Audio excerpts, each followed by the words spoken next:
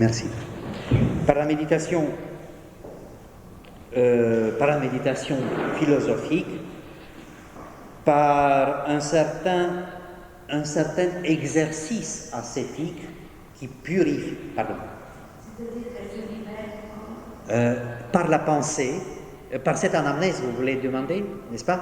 Elle est encore dans le corps, mais elle est de plus en plus, employons ce terme, éthérée, de plus en plus, pas totalement libérée, mais de plus en plus libre, pas totalement libérée. Cette libération vient avec la séparation, qui est la mort physique, c'est clair? Mais elle est de plus en plus libérée, en effet, on peut employer ce terme, de l'emprise du corps, mais pas encore totalement. Par exemple, c'est évident, voilà l'exemple que, d'abord par la méditation sur la mort, autrement dit, sur cette vérité de ce qui est éternel, de ce qui est immortel, je fais moins attention à ce qui est mortel autour de moi, les besoins corporels, les besoins que nous appelons terrestres, ainsi de suite. C'est pas juste clair, n'est-ce pas? Et mon âme se libère, se retourne vers elle-même, c'est clair? Du point de vue ascétique ou du point de vue, disons, moral, cette libération consiste à dominer mes appétits ou mes besoins corporels.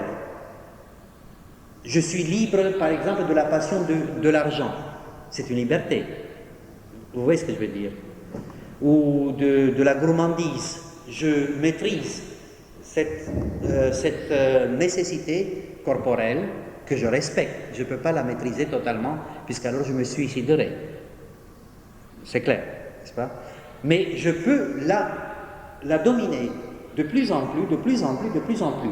Et ceci faisant, c'est précisément ce que j'allais vous dire, c'est le fondement de l'ascèse, si vous voulez. Ceci faisant, je suis comme si j'étais, je me trouve dans la situation comme si j'étais en train d'éliminer petit à petit les traces de la mortalité en moi, traces de mortalité qui me viennent à travers l'emprise du corps sur l'âme. Moi, je fais maintenant l'inverse. Je donne à l'âme la maîtrise sur le corps et je le libère.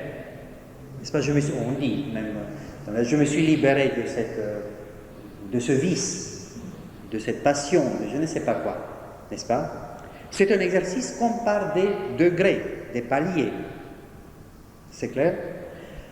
Alors, tout ceci, dans la vision platonicienne, et nous voilà au dernier point, se fonde dans une sorte de vaste structure du monde total, avec le divin, le cosmos, l'humain, où,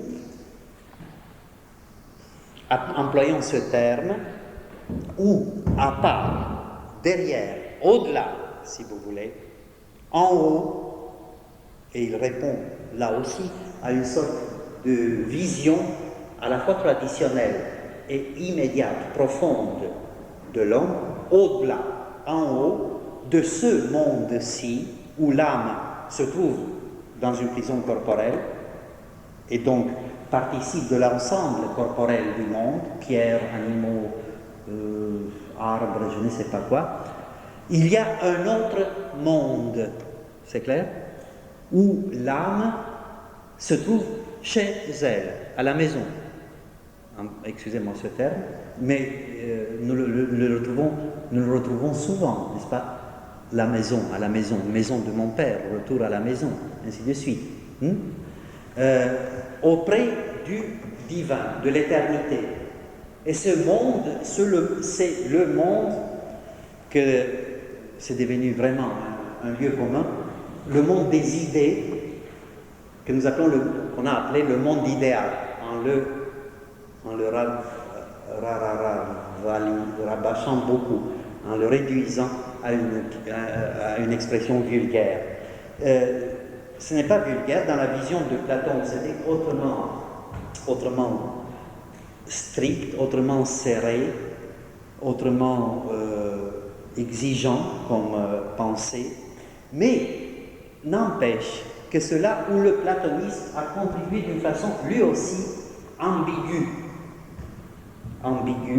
à marquer notre méditation philosophique, notre pensée, notre perception philosophique sur le problème de la mort. Car, comme le disait un peu Nietzsche par exemple, les chrétiens sont très souvent, pratiquent très souvent un platonisme de la rue, un platonisme vulgaire. Vous comprenez ce que je veux dire? Pourquoi? Parce que c'est trop simpliste, c'est pas seulement simple, c'est trop simpliste, ça correspond à une sorte d'imagination de ce monde-ci, de concevoir l'autre monde aussi en termes physiques. Il y a une cage, c'est une expression qu'on trouve souvent, une image, une métaphore qu'on trouve souvent, une comparaison. Il y a une cage matérielle, le corps. Il y a dedans un oiseau en cage, c'est l'âme. C'est clair? À un moment donné, l'âme, l'oiseau prend le vol. Ouf, je me suis libéré.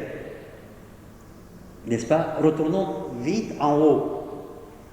Et je conçois cet en haut comme un duplicata de ce monde-ci. Cet autre monde, ce serait comme un double de ce monde-ci. Je ne sais pas si vous me suivez.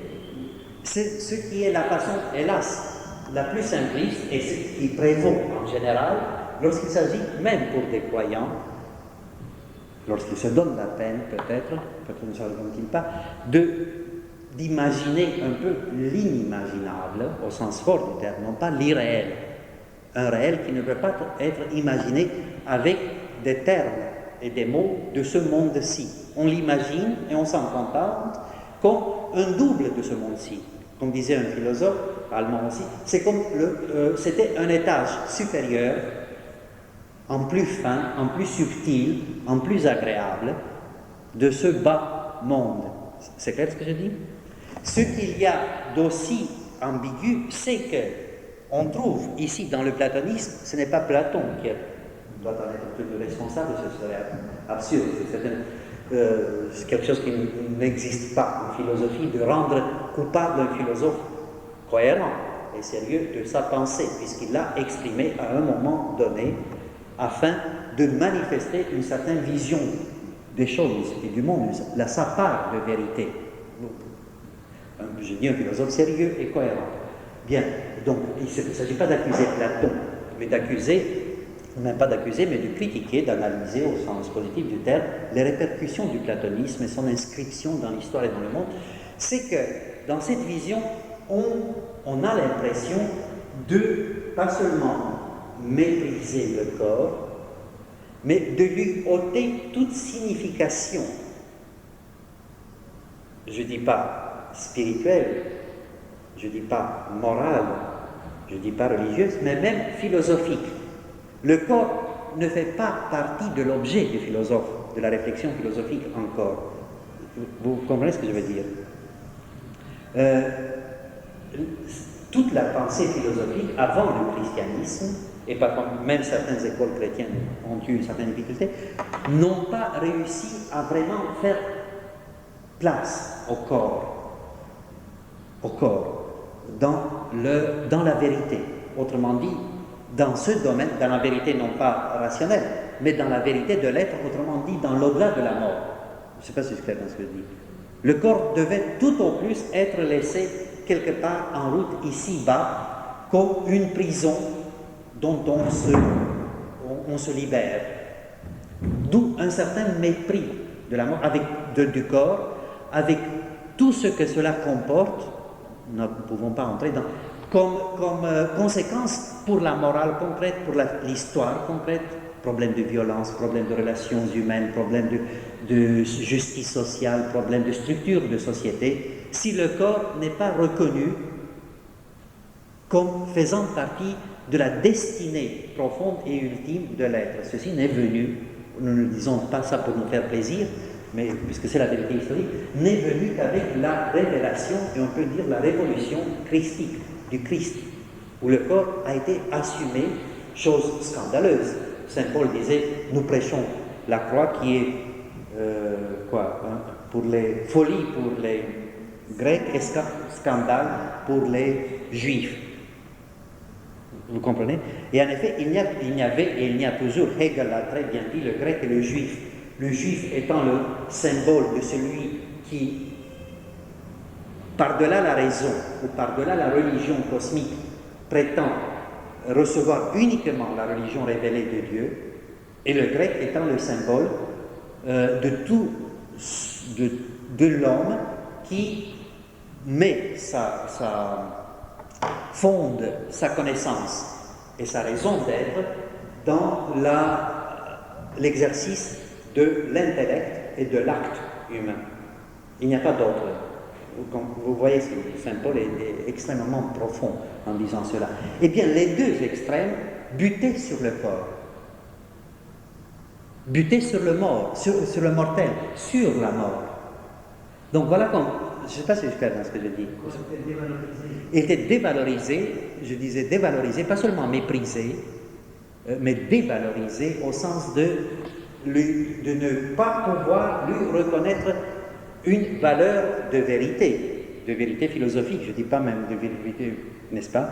Mais ceci faisant, j'avouais implicitement, inconsciemment, personne ne l'a dit sur le coup, aussi bien grec et aux juifs, que finalement je bute encore sur la mort. Je cherche l'immortalité. J'en découvre même un lieu très important. Je ne sais pas si je suis clair dans ce que je dis. Mais parce que le corps, je l'élimine, je le contourne, je n'arrive pas à le prendre en charge. Je ne sais pas si je suis clair dans ce que je dis. C'est que la mort me fait encore obstacle. Malgré ma extraordinaire puissance d'envol philosophique. Voilà que le corps est là qui m'appelle, qui me fait signe, qui me semble muet, qui me fait mal, qui me fait bien, mais que je n'arrive pas à prendre en charge avec moi, qui tout au plus peut lui dire adieu, et je m'en vais. Pourquoi il y a chez Platon assimilation entre l'instant de la mort et l'instant de l'amour platonique? Oui. C'est le même. Exactement. C'est la même dialectique. Parce que ce qui est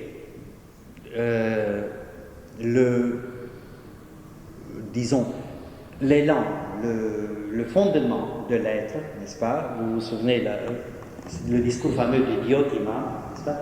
C'est l'éros. C'est l'éros. L'éros qui est cette puissance de vie. J'espère que nous allons la retrouver à l'autre bout, aujourd'hui même, de notre recherche de la philosophie occidentale, n'est-ce pas? Et il y a deux choses. L'instant de l'amour veut dire donc l'amour,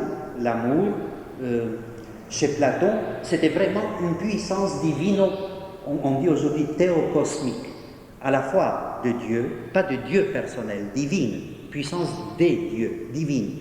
Il ne la personnalisait pas, on peut la figurer sous la forme d'un angelot, vous savez, mais ça c'est une figuration qu'il ne faut pas prendre matériellement, mais qui venait pour porter vraiment le monde à la vie, dans la vie, et pour surtout permettre, c'était là aussi une réminiscence pré-socratique, un culte à mystère, c'était la puissance harmonie qui luttait contre la discorde, contre ce qui est mauvais, ce qui est mal, Or, l'amour de Platon signifiait, pour Platon, disons dans cette vision extraordinaire, signifiait le moment où ce qui était séparé, ce qui était divisé, ce qui était désuni, et vous m'anticipez un peu, je vous en remercie.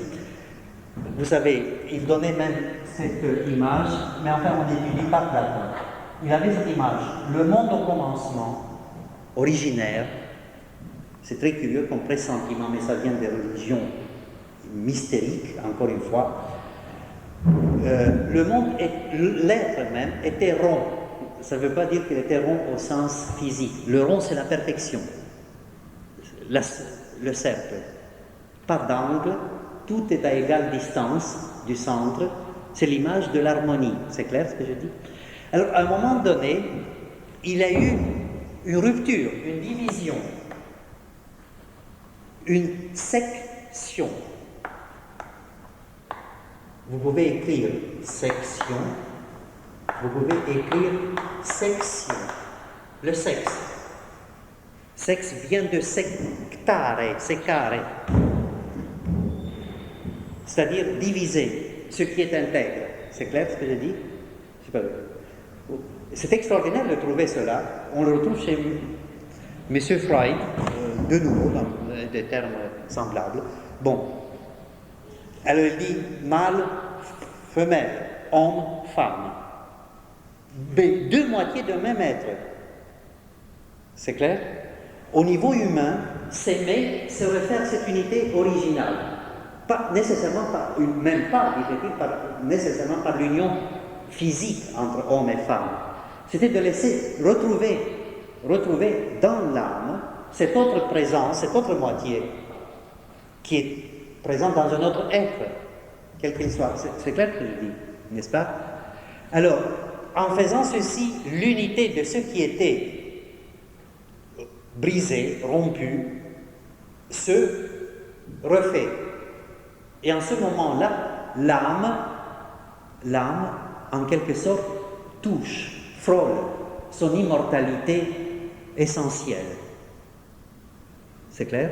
Au moment où l'instant de la mort, à l'instant de la mort, le corps et l'âme se séparent, vous voyez, l'âme retrouve cette unité qui lui avait été obscurcie par sa chute, sa descente dans le corps, et dont elle ne se souvient que dans l'instant de l'amour, ou parfois quand elle entend la musique des sphères, comme on dit dans Thé et Tête, c'est-à-dire l'harmonie cosmique. Mais enfin, je pense que vous comprenez, nous ne faisons pas ici une course sur Platon, mais la musique des sphères célestes, veut dire exactement cette unité harmonique du tout, de l'être tout entier. C'est clair ce que je dis? Qui chante, mais qui chante pas physiquement, qui chante intérieurement. Comme le dit le pythagoricien, et comme aujourd'hui, pas n'importe qui, mais si on a un mathématicien, quelqu'un qui connaît bien les mathématiques, il voit une formule mathématique, qu'il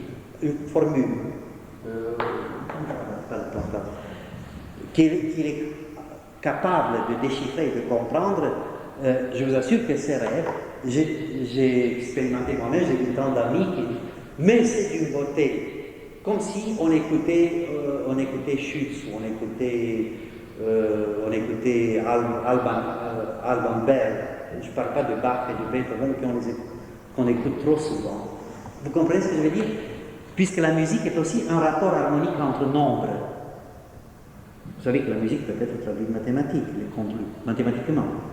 Donc, quelqu'un qui, dans une formule, dans une phrase musicale, dans la mort, il accomplit en même temps. L'unité totale de l'être, l'harmonie profonde, et il se libère. Son âme est libre. Il oublie son corps. Il est dans une sorte de ravissement, d'extase. C'est clair ce que je dis? Bien. Voilà très rapidement ce grand carrefour platonicien qui sera suivi aussi rapidement que possible, nous l'avons un peu vu, par son lointain disciple et adversaire, rival Aristote, qui accomplit un autre grand tournant. C'était vraiment grand les Grecs, puisque Aristote alors se détourne de ce ciel platonicien idéal, des questions de l'immortalité de l'âme. Il les admet sans problème, comme si ce n'était pas ça l'essentiel, et il se tourne vers la connaissance de l'intellect et du monde physique, et du monde moral, du monde social, mais ça nous intéresse moins. C'est clair ce que je dis? Mais on voit avec Aristote une autre chose, nous l'avons vu la fois précédente un tout petit peu, qui deviendra encore un thème jusqu'aujourd'hui de discussion et aussi de sensibilité générale. L'immortalité peut se dédoubler en immortalité personnelle et impersonnelle. Personnelle, si on prend un peu la ligne platonicienne, nous sommes tous tentés, nous allons voir combien ça c'est naïf, à tout sens, de considérer que si mon âme s'en va, bon, je me retrouve chez moi, je veux retrouver tout ce que j'ai connu, on va reprendre tout ce qui a été de plus agréable ici-bas. C'est comme une sorte de redoublement. Vous me comprenez ce que je veux dire? Ce que nous comprenons souvent par immortalité personnelle. Je ne sais pas si c'est clair. Faut-il le dire que ça nous satisfait tous, peut-être, mais vraiment c'est assez peu honorable de nous satisfaire de si peu. De retrouver les amis, on le retrouve, mais on retrouve, avant que de retrouver les amis, on retrouve peut-être ce qui a inventé l'amitié, qui est la racine de l'amitié. Ça, nous allons le voir. Mais vous voyez combien nous sommes sans nous en rendre compte, peu libérés, même au moment où nous aspirons, où nous parlons en termes de liberté, c'est-à-dire d'immortalité, puisque nous voulons retrouver à un niveau supérieur, améliorer ce que nous avons vécu ici. Notre imagination n'arrive pas à faire une percée vers l'inimaginable, ce qui ne veut pas dire l'irréel. C'est clair ce que je dis? Bon. Alors, Aristote vient quelque peu avec une autre vision. Il dit, ben voyons, il y a quelque chose d'immortel.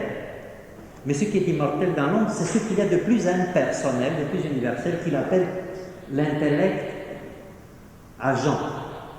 Il distingue dans l'homme plusieurs niveaux. Ce n'est pas tellement important ça. Il dit, voilà, il y a, dans mon intellect, il y a quelque chose qui est nourri par les sens.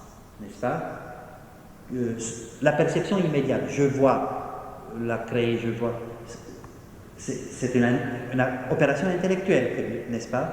Mais c'est une opération intellectuelle qui est mise en mouvement et déterminée par les sens, par ce qui est de plus matériel extérieur, c'est clair? Mais si on fait attention, il y a un intellect supérieur qui, au lieu d'être passif, je reçois l'impression dans mon intellect immédiat, n'est-ce pas? Je reçois de l'extérieur, je reçois du corps, je reçois de mouvements d'âme, ça n'a pas d'importance. Mais il y a un intellect qui lui-même est actif. Au lieu de recevoir, il imprime quoi? Il imprime le sens ou les idées universelles. Il extrait de tout ce qui est, ou plutôt, il oblige tout ce qui est matériel, brisé, fragmentaire, de laisser entrevoir un sens universel. Je ne vois pas l'homme, je ne vois que des hommes, je ne vois pas l'arbre, c'est un exemple, n'est-ce pas? Je ne vois pas l'espace, je ne vois pas le temps. Personne ne voit le temps. Mais ce qui en moi me permet de parler de temps, d'espace, de causalité, ainsi de suite, on retrouve ça chez Kant par exemple, c'est qu'il y a un intellect supérieur qui, au lieu d'être passif en recevant, il donne le sens universel. Et c'est cet intellect-là, dit un peu Aristote, qui n'est pas affecté par la mort.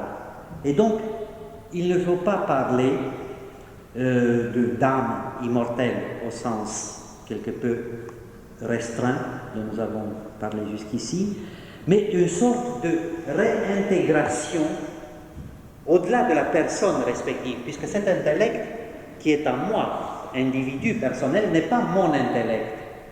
Il est l'intellect de tout. C'est pour cela que je m'entends avec les hommes de toutes les époques et de partout. Vous voyez ce que je veux dire? Je peux comprendre Platon sans l'avoir entendu, pas seulement parce que je le lis, mais parce qu'il y a un intellect ultime, c'est clair? Et ça, c'est impersonnel, c'est universel. Il y a donc cette forme d'immortalité impersonnelle, où ce qui en nous représente ou figure déjà l'universel n'est pas affecté par la mort. Nous allons voir, on parle philosophiquement, il ne va pas beaucoup plus loin pour s'imaginer en quoi ça consiste, qu'est-ce que ça pourrait donner. Là, nous allons voir ce problème lorsqu'on parlera de l'approche religieuse, c'est clair. Mais déjà Aristote, lui aussi, annonçait et infléchissait l'avenir de la culture européenne, puisqu'il annonçait une universalité rationnelle, l'universel de la raison et finalement de l'instrumentation de la raison qui est la technique. Et aujourd'hui, voilà, la technologie permet d'avoir la même télévision à Pékin qu'à Buenos Aires, à Lhasa, au Tibet, depuis quelque temps, n'est-ce pas, qu'à Paris. C'était beaucoup plus profond que ça n'en a l'air. Bien. Un autre courant qui est très important pour l'histoire de la pensée occidentale, c'est celui qu'on appelle le stoïcisme. Là aussi, nous en sommes marqués à jamais, presque. Stoïcisme, vous connaissez certainement, je n'écris plus.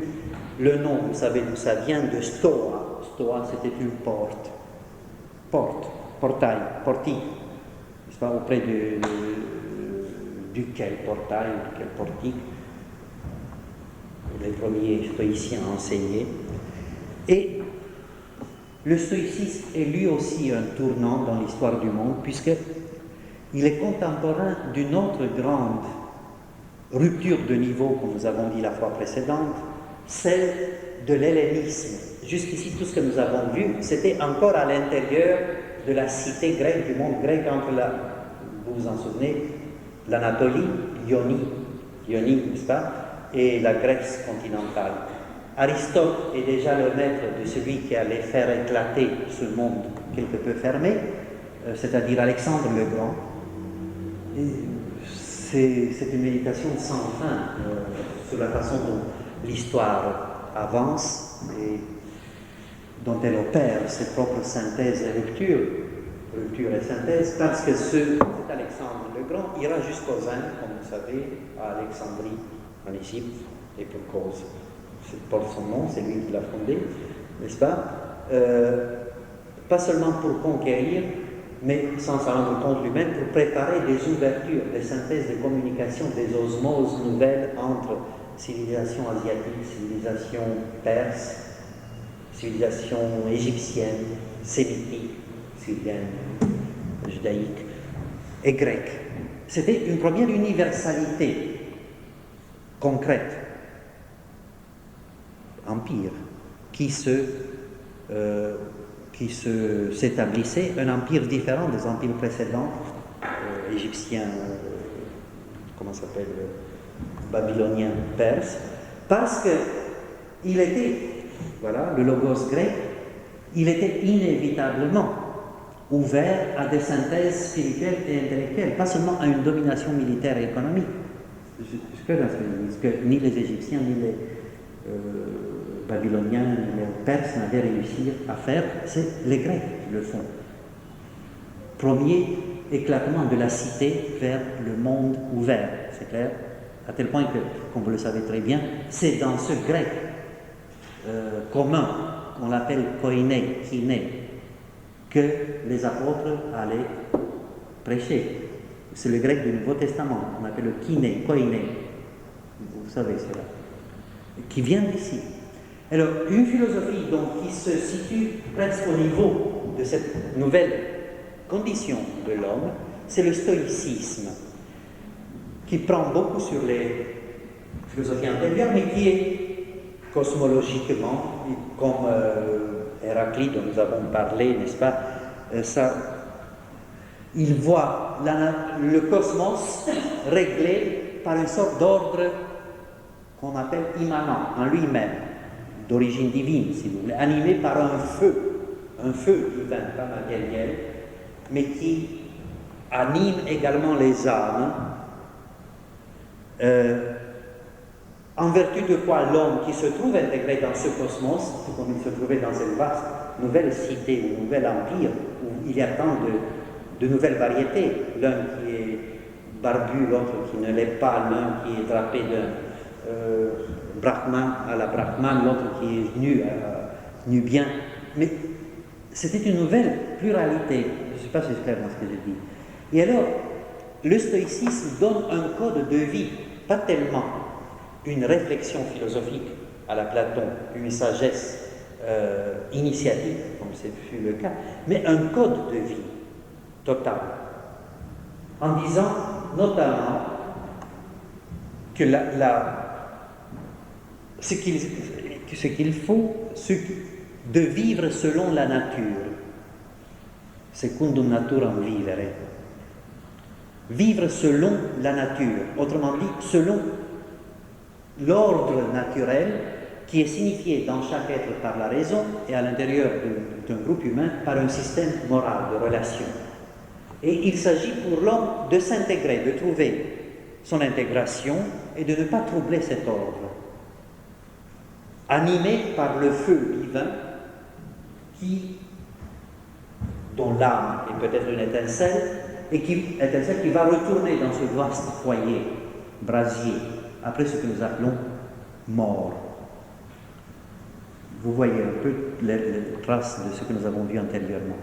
Or, ce qui est plus important, c'est qu'étant surtout un code davantage qu'un exercice intellectuel aigu, ardu, métaphysique, le stoïque donne en effet une morale concrète, les stoïciens, pardon, et une ascèse, un code d'ascèse qui a influencé tout le monde, les générations chrétiennes également. C'est une chose naturelle, tout comme le chrétien doit manger ou se promener dans une voiture comme tout le monde, n'est-ce pas? Il ne faut pas se sentir lésé par cela. Les premières générations chrétiennes ont été aussi contemporaines de cette tradition stoïcienne qui, entre parenthèses, a été la partie de l'héritage philosophique grec vraiment assumée par Rome. Les Romains n'étaient pas des grands métaphysiciens, vraiment pas des grands mathématiciens, pas des grands logiciens, non. Des militaires, des législateurs, des organisateurs d'empires, des bâtisseurs, philosophiquement des stoïciens. Des stoïciens mêlés à des épicuriens, Cicéro par exemple, Sénèque, vous en avez entendu parler, Sénèque on dit en français,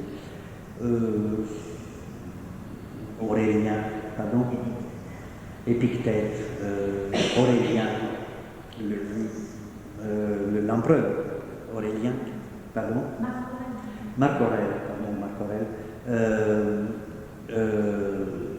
puis les petits, enfin il y a ce qu'on appelle les petits stoïciens, ça n'a pas beaucoup d'importance, mais ce que je veux dire, c'est qu'en effet, le stoïcisme avait pénétré l'ensemble universel, écuménique, comme on disait en grec déjà, l'écuméné, cet universum qui, après la conquête d'Alexandre, allait être prise en charge par l'Empire romain.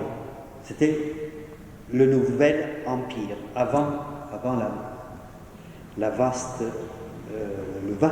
renversement opéré par le christianisme. Eh bien, donc, une chose, l'action fondamentale, vivre selon la nature, avoir cette vision d'un ordre naturel universel, où l'âme est prise, elle aussi, et donc déjà destinée à se réintégrer dans son lieu métacosmique, au-delà du cosmos, mais surtout, les stoïciens ont beaucoup insisté, développé, cette fois-ci une certaine pratique, pas une méditation philosophique, mais une pratique concrète, morale, si vous voulez, de l'être humain face au problème de la mort, qui se résumait surtout dans cette formule apathia. Apathie, qui n'a pas le sens péjoratif, apathia, apathia, apatheia exactement, pardon. Apatheia, c'est dit en grec, c'est clair. Dont nous avons fait apathie, c'est un type apathique qui ne réagit pas, qui n'a pas d'élan, de vigueur, de ressort, ce n'est pas cela. L'apathie, c'était un état de domination des passions. La passion, les passions, étant considérées, déjà dans la grande tradition philosophique antérieure, étant considérées comme un élément perturbateur, alourdissant, et finalement comme une trace de la mort en nous. Donc celui qui s'exerçait à la patheia, à cette domination des passions, s'exerçait en quelque sorte concrètement à affronter la mort concrètement. À affronter la mort concrètement. Vous comprenez ce que je veux dire? Au point de accepter la mort avec une sérénité, une apathia ultime.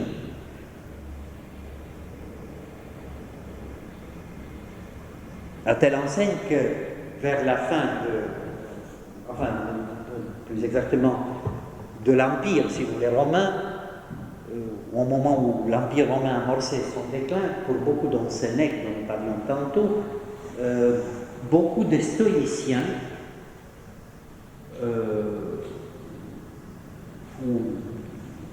pas en tant qu'individualité, mais comme une sorte de style, de mode, si vous voulez, la mort volontaire, le suicide,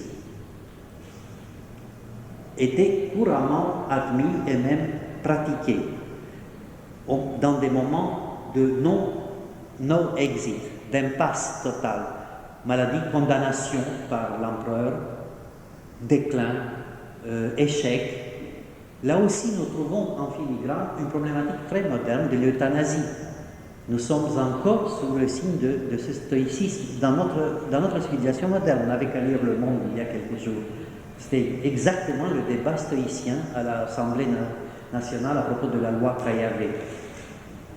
Sur, vous avez lu, sur l'euthanasie, enfin sur la mort médicalement acceptée, ou l'aide médicale dans les états ultimes. Nous sommes en pleine problématique stoïcienne. Je vous dis, nous ne faisons pas uniquement de l'histoire dépassée, mais nous essayons de comprendre à travers tout cela le contemporain, le concret. C'est clair ce que je dis? Alors, donc vous voyez comme cette idée, et ça c'est l'apport fort du stoïcisme, ce code de vie qui devient un code de mort. C'est clair? Qui commence par la reconnaissance de l'ordre naturel, contre lequel il n'a pas de sens de se révolter. Au contraire, je dois me concentrer sur l'harmonisation de la part de la nature que je représente, entre moi-même et les passions, pour arriver à cet état d'apatheia, de domination des passions, de sérénité, au point que même l'épreuve suprême de la mort me trouvera debout, serein, et même volontaire. Inutile de dire combien, là aussi, on découvre, et ce n'est pas par esprit de critique à tout prix, on découvre une inévitable ambiguïté qui est celle même, l'ambiguïté essentielle de ce que nous avons, si vous vous souvenez, notre schéma, un de nos schémas initiaux, nous avons vu inscrit comme une sorte d'absolu dans la réalité de la mort et dans l'étude de la mort, entre ce que nous avons appelé l'en-deçà et l'au-delà de la mort, entre le problème et le mystère, n'est-ce pas? Cette ambiguïté est inévitable. C'est celle qui faisait rire. Les stoïciens étaient devenus même parfois objet de dérision de la part des esprits sceptiques, et il y en avait beaucoup, et cyniques dans le monde antique, de la manière donc, pour rendre les choses un peu plus familières, donc, par exemple, au Moyen-Âge, vous connaissez le personnage de Gribouille, n'est-ce pas, qui passait par un personnage un peu simplot, qui passait un jour sur un chemin, une pluie torrentielle. Oh mon Dieu, je n'ai de quoi me couvrir ou me protéger, il n'y a rien. Je vais être mouillé. Où est-je? il voit un lac, ah voilà, et il se jette dans le lac pour échapper à la pluie, pour se protéger contre la pluie. Il y a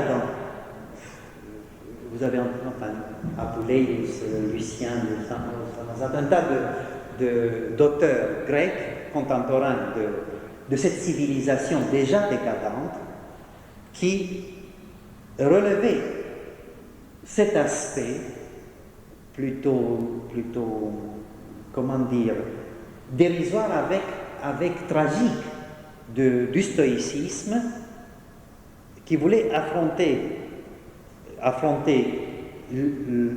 la mort dans son ultime présence en s'y jetant pour la vaincre. Vous me suivez? Il y avait quelque chose de tragique, un tragique involontaire, puisque c'était le tragique même de la condition humaine, qui, en voulant se faire face à la mort, ne faisait que la précipiter elle-même et s'y précipiter lui-même. Instinctivement, on faisait au 15e étage, à un instant, on se jette dans la rue. On se jette dans la rue. Là, il y a, disons, oui, enfin, ce n'est pas un choix. Là, ce n'est pas un choix. C'est un espoir.